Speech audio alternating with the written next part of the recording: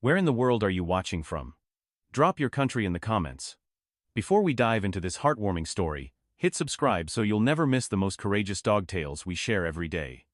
What if the biggest secret you're hiding isn't what you think it is, and the only one who knows the truth is your dog? Every town has a heart. For us, it was the small, peaceful town of Havenwood. And in the very center of that heart was Maya, a single mother with a spirit as vibrant as her garden, and her Labrador, Leo, a dog so loyal he seemed to share her very breath. They were inseparable, a two-person, one-dog family built on trust and an unspoken bond that ran deeper than words. "What would I ever do without you, boy?" she'd whisper, burying her face in his soft fur. "You're my whole world." But even in a town named Havenwood, sanctuary is never guaranteed.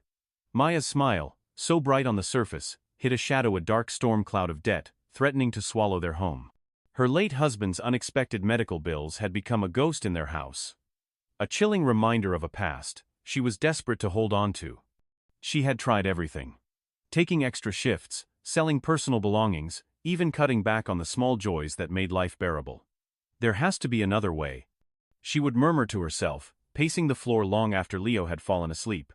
"I won't let them take our home." The weight was crushing her, and Leo, with his gentle eyes and knowing gaze, felt every ounce of her despair. He would lay his head on her lap during the long, silent nights, a silent protector in a battle she was fighting alone. Then came the call. An estranged relative, hearing of her plight, offered a lifeline. A substantial sum of cash, enough to pay off the debt and save their home. But there was a catch. The money had to be transported across the border, a journey with strict regulations about declaring large sums. "It's now or never," the voice on the other end said. It was a risk, a desperate roll of the dice, but for Maya, the stakes were too high to ignore.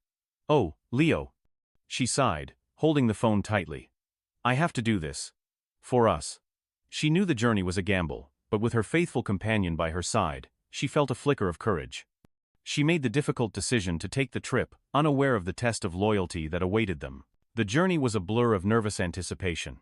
Maya drove with her hands clenched tight on the wheel, her eyes darting between the rearview mirror and Leo's calm, sleeping form in the passenger seat. "It's for our home," she whispered to herself, as if repeating it enough times would make the lie feel less heavy. She tried to appear normal, humming along to the radio, but every mile closer to the border felt like a step into a trap. Finally, the border appeared. The bright lights of the customs booths felt like a spotlight on her deepest fears. Maya took a deep breath, clutching her purse. "Just stay calm, Leo," she murmured, scratching his head. "We'll be fine." But Leo, sensing the change in her energy, was no longer asleep. His ears were perked, his gaze fixed on the looming customs building, a low growl rumbling deep in his chest. Their lane was directed toward a young officer named Ben Carter, a man with a friendly face but eyes that missed nothing. By his side stood his canine partner, a sleek beagle named Duke, who looked just as serious about his job. Officer Carter smiled politely. "Any goods to declare?" he asked, his voice calm and professional. Maya's mind went blank. She could feel the weight of the cash in her bag, a physical burden pressing down on her. "No, nothing to declare," she said, her voice a little too quick, a little too high-pitched. "Just visiting family."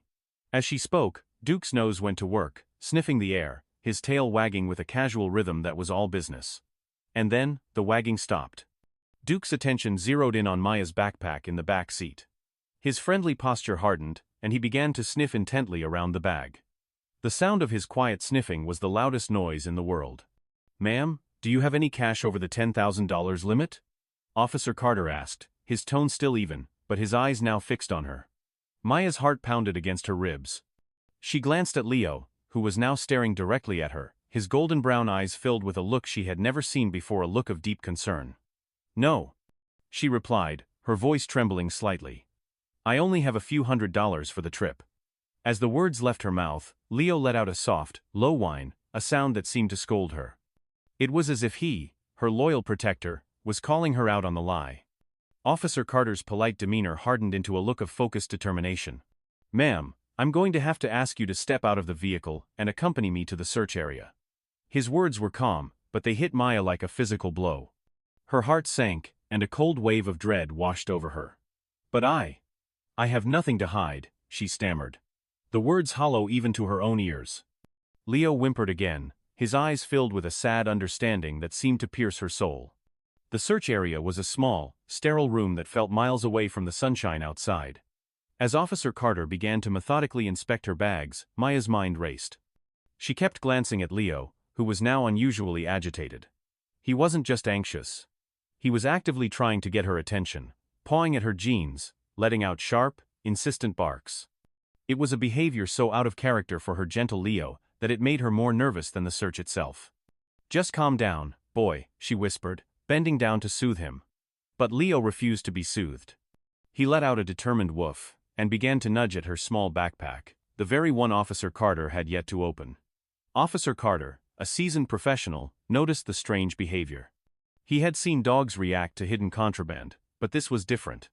The dog wasn't focused on the scent, he was focused on his owner's desperation. With a final, desperate tug at her sleeve, Leo whined and then, in a stunning twist, he deliberately nudged his snout into a small, seemingly insignificant pocket on the side of the backpack. Maya gasped. It was the one place she had completely forgotten, the one place she hadn't thought to check. It was a pocket where she had stored not cash, but something far more personal. Officer Carter, his curiosity piqued by the dog's strange actions, unzipped the pocket. He found not more money, but a small, worn-out teddy bear and a photo album. The cash was a lie, but the real secret, the true burden, had just been revealed by her dog. Officer Carter stood there, a small, worn-out teddy bear and a photo album in his hands. The air, once thick with tension, now hung heavy with unspoken questions.